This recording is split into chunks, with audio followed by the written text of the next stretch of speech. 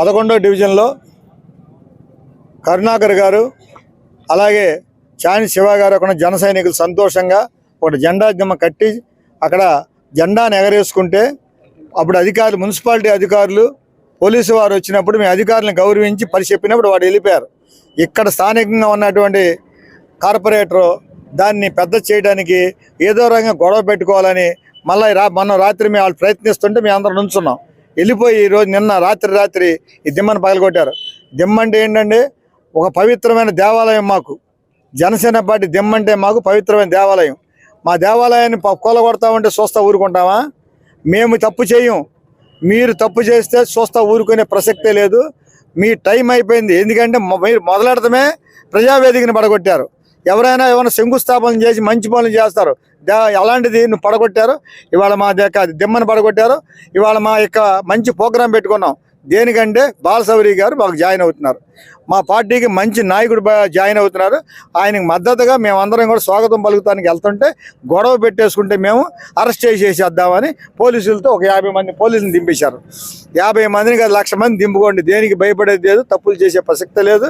మీరు చేస్తున్న దుర్మార్గం ఎక్కువ కాలం సాగదు.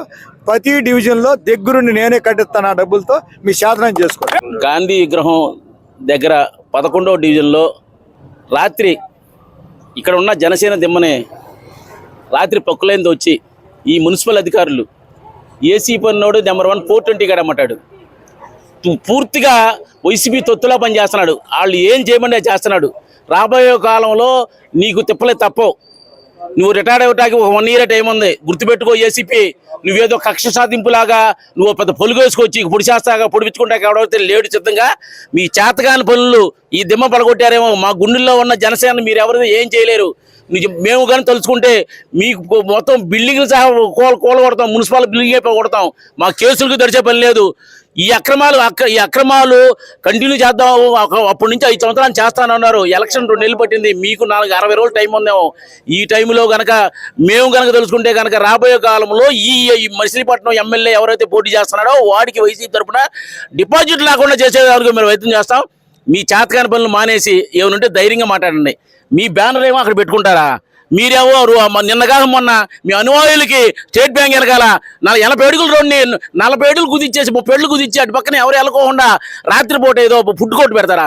మీరు పెట్టాలని పెట్టండి. ఆ ఫుడ్ కోర్టు ఎక్కడ ఖాళీ ప్లేస్ చూసి పెట్టుకోండి. రోడ్లు ఆక్రమించేసి ఫుడ్ కోర్టు పెడతారా? 80 అడుగుల రోడ్లో చిన్న దెమ్మ మూల కట్టుకుని జనసేన దెమ్మ కట్టుకుంటే మీరు రాత్రి కోల్ చేస్తారా? మీరు దమ్ముంటే రమ్మను. ఆ ఏసీబీ కానీ రమ్ముంటే నా కొడుకుని వాళ్ళు మామూలుగా చాలా పిచ్చి పనులను చేస్తున్నాడు. ఒక ఎంప్లాయీలా చేయట్లా. మీరు అధికారులు కానీ పోలీసులను గుర్తుపెట్టుకోవాల్సి ఉంది. 2 నెలలే టైము. కౌంట్ డౌన్ స్టార్ట్ అవుతుంది. మీరు ఎక్కడికైనా ట్రాన్స్ఫర్ అయి పారిపోతే పారిపోండి. మేమైతే దరిచే పని లేదు. మీ అందరినీ రాజ్యాంగబద్ధంగా ఏం చేయాలో చేయడానికి సిద్ధంగా ఉన్నాం. అట్లని మేము గాజులతో కూర్చోం. రాబోయే కాలంలో మీకైతే తిప్పలు తప్పవు. మా దిమ్మను ముట్టుకున్నారు. ఇవాళ మా గుండెలు ముట్టుకున్నట్టే. మేము ఎవరు మిమ్మల్ని వదిలిపెట్టమని చెప్పి అట్లాగే ఈ పేరుని గిట్టేది ఎవరెవరు ఉన్నారో చిన్న వయసులోనే అరాచకాలు స్టార్ట్ చేశాడు. అందరూ ప్రజలందరూ చూస్తూ ఉన్నారు. నీకు డిపాజిట్లు కూడా కోల్పోతావు. నిన్నటిదాకా మేము ఏదో డిపాజిట్లు వస్తాయి అనుకుంటున్నాం. డిపాజిట్లు కూడా రావు. మా రామకృష్ణ గారు మమ్మల్ని ఎక్కడికంటే అదుపు చేస్తున్నారు కాబట్టి ఈ జన సైనికులందరూ కొద్ది కంట్రోల్లో ఉన్నారు.